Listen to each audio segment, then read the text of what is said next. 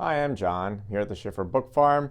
Today I have two books about North American aviation, right here and right here. These books are related, but the relationship between them is a little bit complicated, so I'm going to attempt to explain that while I show you some of the contents of the books. I'm going to turn around the camera and do that now. Here are the books. You can see they're both titled North American Aviation in the Jet Age. This one is subtitled The California Years 1945 to 1997. The author is John Frederickson. And this book, which you can see there's volume 2 here, is subtitled The Columbus Years 1941 to 1988, and the author is Mark Frankel. Now, I think this naming structure could potentially cause a bit of confusing. So I'm just going to explain what each book is by itself, and then hopefully the picture will kind of come into a clearer view. This first book is a history of North American aviation from the end of World War II through its merger with Rockwell in 1967 and up until the purchase of North American Rockwell by Boeing in 1996. Volume 2 is a history of the Columbus Aircraft Factory, which is technically known as Air Force Plant 85. And this plant was built by the U.S. government during World War II. That's when aircraft production for the military was at a scale that hasn't been seen before or since. And it was finished in 1941 and leased to Curtiss Wright. Now, Curtiss Wright didn't do very well in the post-war period, and it shuttered its aircraft division in 1950 and sold any of the remaining assets of that division to North American Aviation, also in 1950. North American assumed the lease of the Columbus factory in 1950.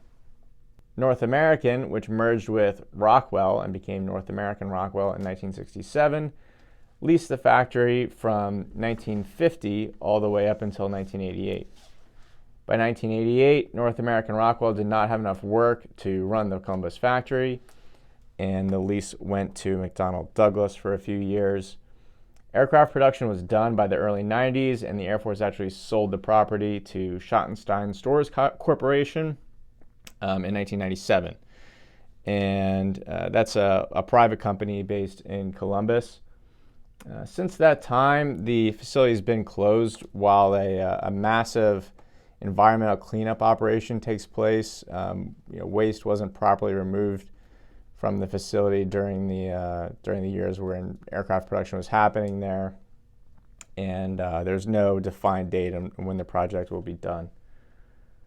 The author of this book, Mark Frankel, sadly passed away before this manuscript was completed, and John Frederickson actually completed the manuscript on Mark Frankel's behalf as an uncredited co-author. And that's how these two books, which they sort of are related, but they're not precisely in alignment like a traditional Volume 1 and Volume 2. That's kind of how they came to be packaged as a series together.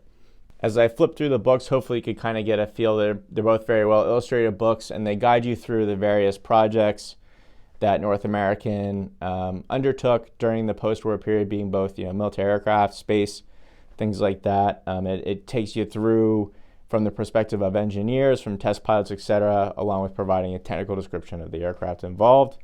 Both the books are, get the price here, $45 in the US.